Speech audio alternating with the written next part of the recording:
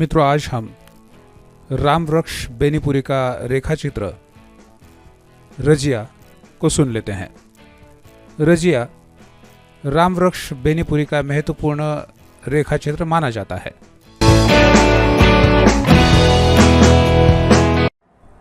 रजिया। कानों में चांदी की बालियां, गले में चांदी का हैकल, हाथों में चांदी के कंगन और पैरों में चांदी की कौड़ाई, भर बाह की बूटेदार कमीज पहने, काली साड़ी के छोर को गले में लपेटे, गोरे चेहरे पर लटकते हुए कुछ बालों को संभालने में परेशान, वह छोटी सी लड़की जो उस दिन मेरे सामने आकर खड़ी हो गई थी, अपने बचपन की उस रजिया की स्मृति ताजा हो उठी जब मैं अभी उस दिन अचानक उसके गांव में जा पहुंचा।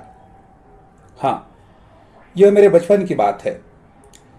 मैं कसाई खाने से रस्सी तुड़ाकर भागे हुए बछड़े की तरह उछलता हुआ अभी अभी स्कूल से आया था और बरामदे की चौकी पर अपना बस्ता सिलेट पटक कर मौसी से छठ में पके ठेकुए लेकर उसे कुतर कुतर कर खाता हुआ ढेंकी पर झूला झूलने का मजा पूरा करना चाह रहा था कि उधर से आवाज आई, देखना बबुआ का खाना मत छू देना।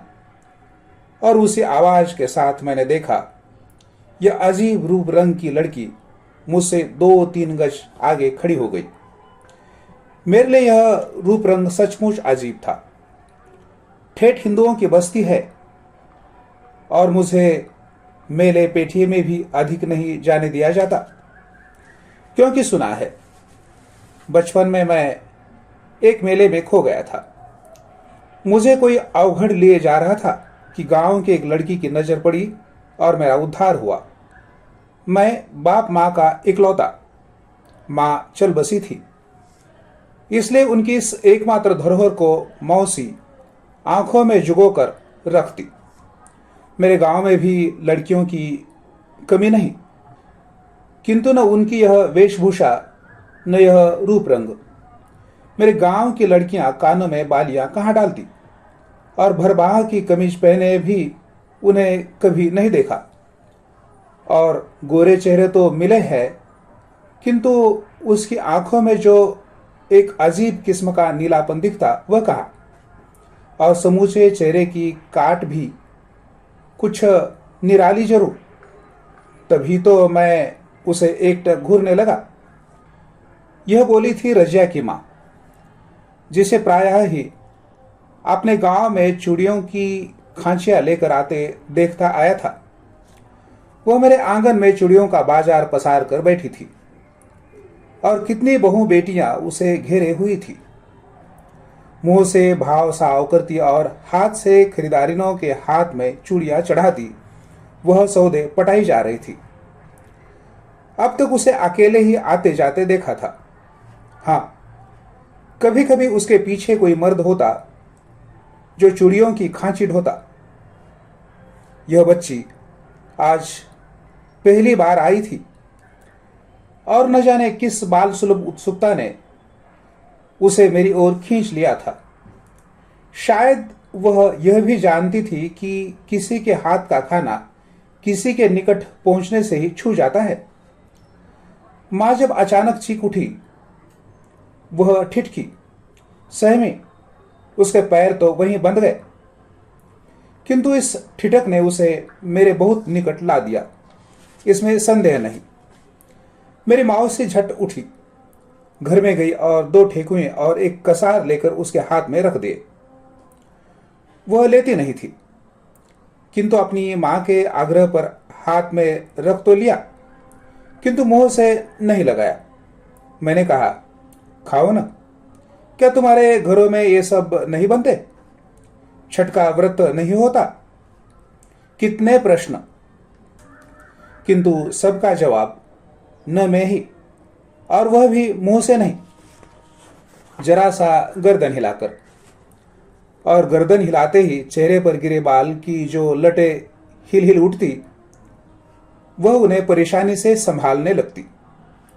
जब उसकी मां नई खरीदारियों की तलाश में मेरे आंगन से चली, रजिया भी उसके पीछे हो ली। मैं खाकर मुंह धोकर अब उसके निकट था, और जब वह चली, जैसे उसकी डोर से बंधा थोड़ी दूर तक घिसटता गया। शायद मेरी भावुकता देखकर ही चूड़ीहारिनों के मुंह पर खेलने वाली अजस्त्र हंसी और चुहल में ही उसकी मां बोली, बबुआ जी, रजिया से ब्याह कीजिएगा। फिर बेटी की ओर मुखातिब होती मुस्कुराहट में कहा, क्यों रे रजिया, यह दूल्हा तुम्हें पसंद है? उसका यह कहना कि मैं मुड़कर भागा। ब्याह एक मुसलमानिन से? अब रजिया की मां ठठा रही थी और रजिया सिमट कर उसके पैरों में लिपटी थी। कुछ दूर निकल जाने पर मैंने मुड़कर देखा। रजिया चूड़ीहारी वह इसी गांव की रहने वाली थी। बचपन में इसी गांव में रही और जवानी में भी, क्योंकि मुसलमानों की गांव में भी शादी हो जाती है ना। और यह अच्छा हुआ, क्योंकि बहुत दिनों तक प्रायः उसके गांव में ही भेंट हो जाया करती थी। मैं पढ़ते पढ़ते बढ़ता गया। पढ़ने के लिए शहरों में जाना पड़ा। छुट्टियों में जब जब आता, इधर रजिया पढ़ तो नहीं सकी, हाँ, बढ़ने में मुझसे पीछे नहीं रही।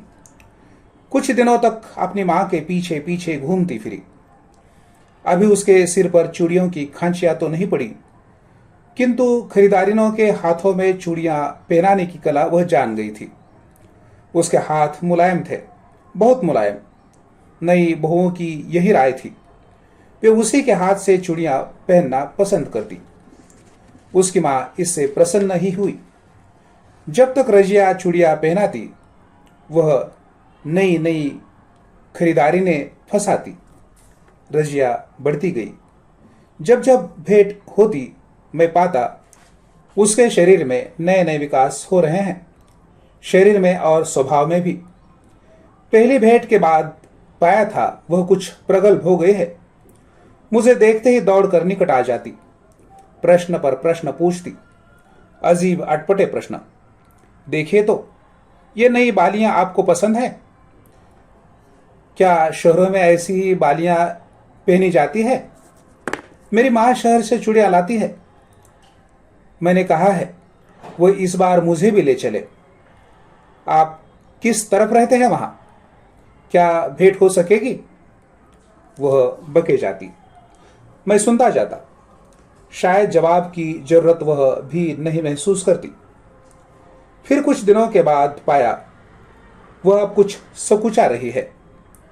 मेरे निकट आने के पहले वह इधर उधर देखती, और जब कुछ बातें करती तो ऐसी चौकन्नी सी कि कोई देख न ले, सुन न ले।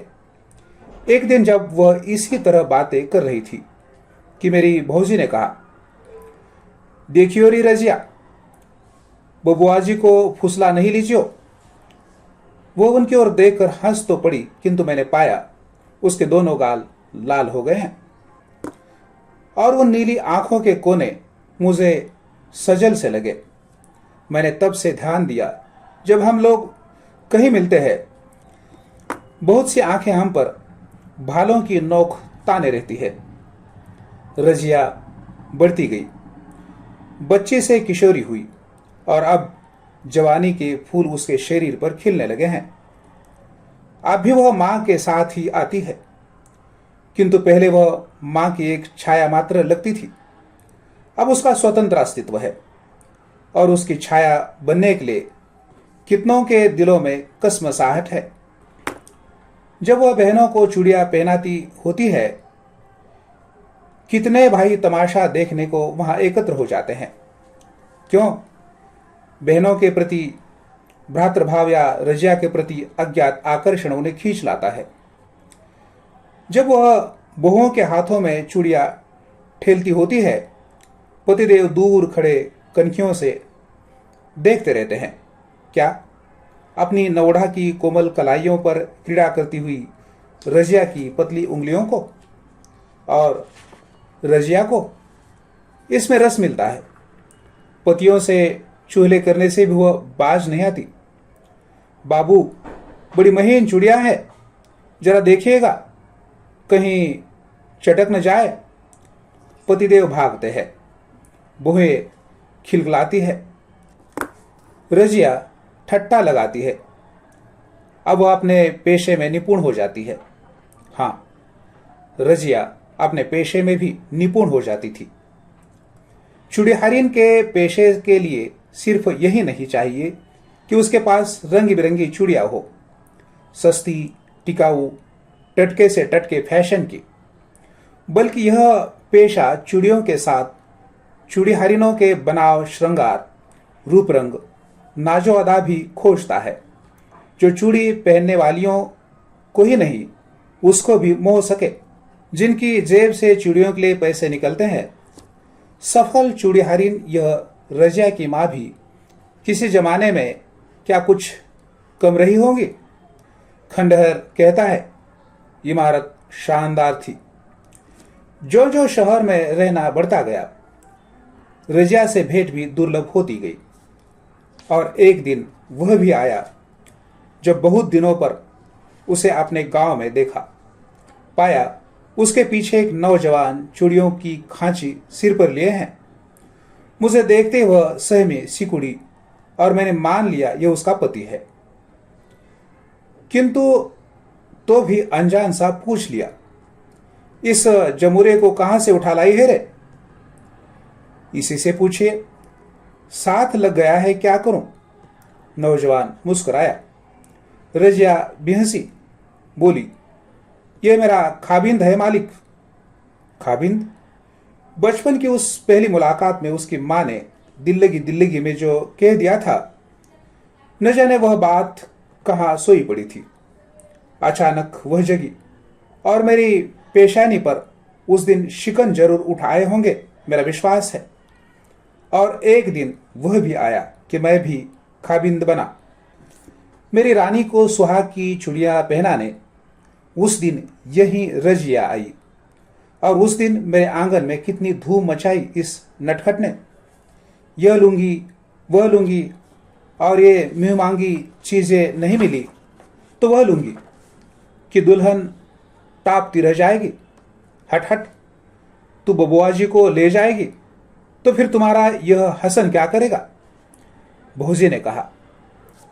यह भी टापता रहेगा बहुरिया, कहकर रजिया ठट्ठा मारकर हंसी और दौड़कर हसन से लिपट गई। ओहो मेरे राजा, कुछ दूसरा न समझना। हसन भी हंस पड़ा। रजिया अपनी प्रेम कथा सुनाने लगी। किस तरह हसन उसके पीछे पड़ा, किस तरह झंझटें आई, फिर किस तरह से शादी हुई और वह आज भी किस तरह छाया सा उसके पीछे घूमता है। न जाने कौन सा डर लगा रहता है इसे। और फिर मेरी रानी की कलाई पकड़कर बोली, मालिक भी तुम्हारे पीछे इसी तरह छाया की तरह डोलते रहे दुल्हन। सारा गांव हंसी से भर गया था और उस हंसी में रजिया के कानों की बालियों ने अजीब चमक भर दी थी। मुझे ऐसा ही लगा था।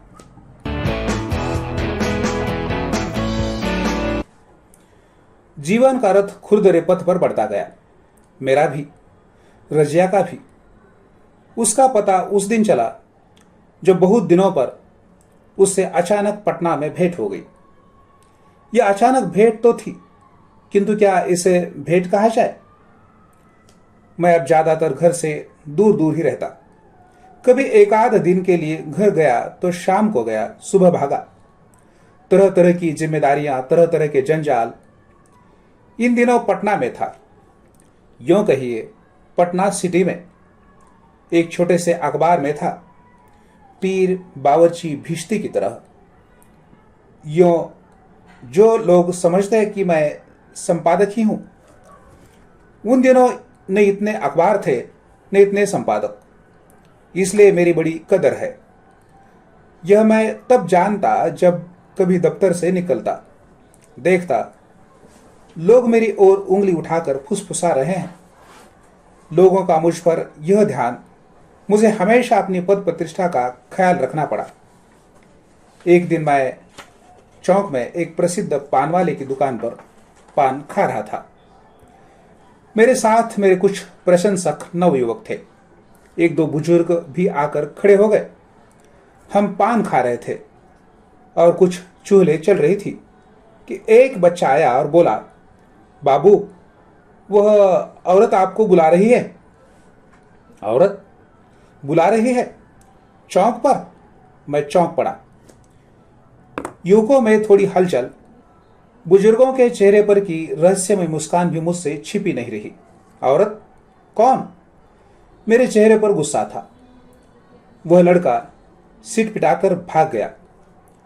पान खाकर जब लोग इधर उधर चले गए, अचानक पाता हूं मेरे पैर उसी ओर उठ रहे हैं जिस ओर उस बच्चे ने उंगली से इशारा किया था। थोड़ी दूर आगे बढ़ने पर पीछे देखा। परिचितों में से कोई देख तो नहीं रहा है, किंतु इस चौक की शाम की रुमानी फिजा में किसी को किसी की ओर देखने की कहां फुर्सत है। मैं आगे बढ़ता गया और वहां पहुंचा जहां उससे पूरब उस पीपल का पेड़ है। वहां पहुंच ही रहा था कि देखा, पेड़ के नीचे चबूतरे की तरफ से एक स्त्री बड़ी आ रही है और निकट पहुंचकर वह कह उठी, सलाम मालिक।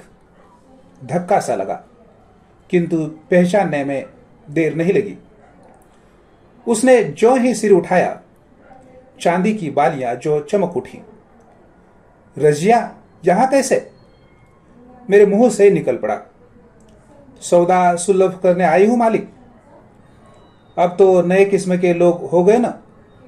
अब लाख की चूड़ियां कहां किसी को भाती है। नए लोग, नई चूड़ियां, साज सिंगार की कुछ और चीजें भी ले जाती हूं। पाउडर, क्लब, क्या क्या चीजें हैं।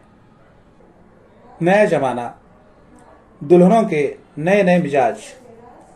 फिर जरा सा रुक कर बोली, सुना था आप यहीं रहते हैं मालिक। मैं तो अक्सर आया करती हूं, और यह जब तक पूछूं कि अकेली हो या कि एक अधवयस्क आदमी ने आकर सलाम किया। यह हसन था। लंबी लंबी दाढ़ियां, 5 हाथ का लंबा आदमी, लंबा और मुस्टंडा भी। देखिए मालिक, यह आज भी मेरा पीछा नहीं छोड़ता। यह कहकर रजिया हंस पड़ी। अब रजिया वह नहीं थी, किंतु उसकी हंसी वही थी। वही हंसी, वही चुहल। इधर उधर की बहुत सी बातें करती रही और न जाने कब तक जारी रखती कि मुझे याद आया मैं कहां खड़ा हूं और अब मैं कौन हूं। कोई देख ले तो। किंतु वह फुर्सत दे न तब जब मैंने जाने की बात की। हसन की ओर देखकर बोली, क्या देखते हो? जरा पान भी तो मालिक को खिलाओ। कितनी बार हम हुमच हुमच कर भरपेट ठूंस चुके हो बाबू के घर। जब हसन पान लाने चला गया, रजिया ने बताया कि किस तरह दुनिया बदल गई है। अब तो ऐसे भी गांव हैं जहां के हिंदू मुसलमानों के हाथ से सौदे भी नहीं खरीदते।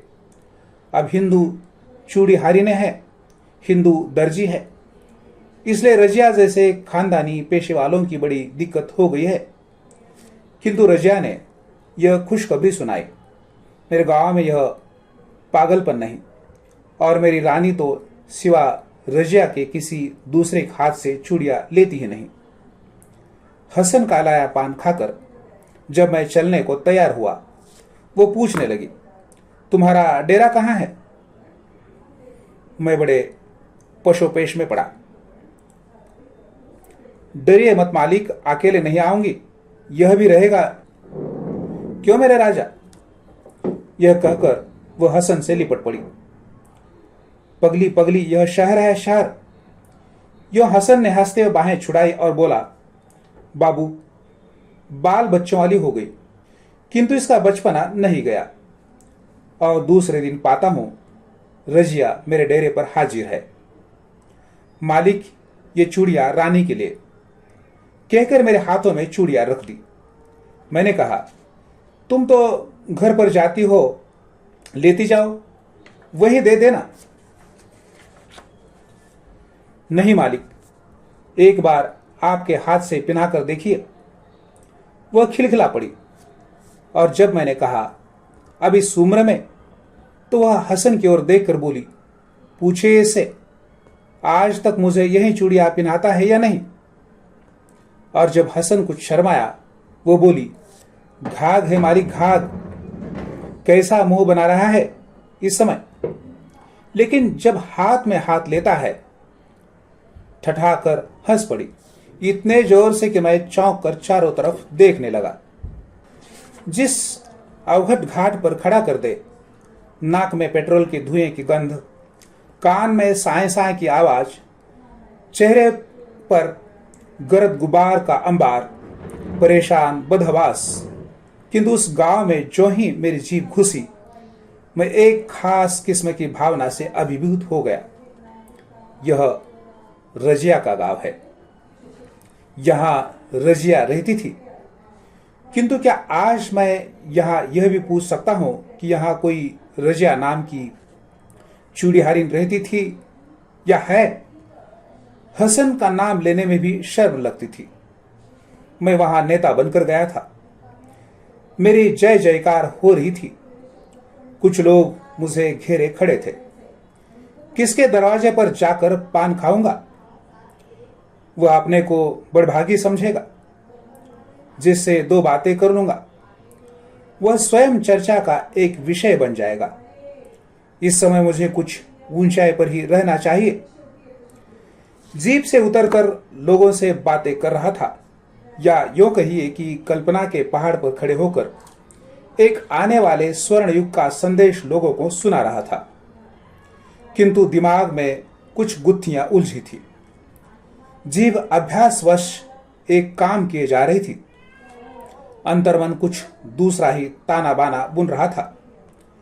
दोनों में कोई तारतम्य न था, किंतु इसमें से किसी एक की गति में भी क्या बाधा डाली जा सकती थी? क्या अचानक लो, यह क्या? वह रजिया चली आ रही है। रजिया? वह बच्ची? अरे रजिया फिर बच्ची हो गई। कानों में वे ही बालियां, गोरे चेहरे पर वे ही नीली आंखें, वही भरभाह की कमीज, वे ही कुछ लटे जिन्हें संभालती बढ़ती आ रही है। बीच में 40-45 साल का व्यवधान। अरे मैं सपना तो नहीं देख रहा। दिन में सपना वह आती है, जबरन सी भीड़ में घुसकर मेरे निकट पहुंचती है, सलाम करती है और मेरा हाथ पकड़कर कहती है, चलिए मालिक मेरे घर। मैं भौचक्का, कुछ सूझ नहीं रहा, कुछ समझ में नहीं आ रहा। लोग मुस्कुरा रहे हैं। नेताजी, आज आपकी कली खुलकर रही। नहीं यह सपना है कि कानों में सुनाई पड़ा।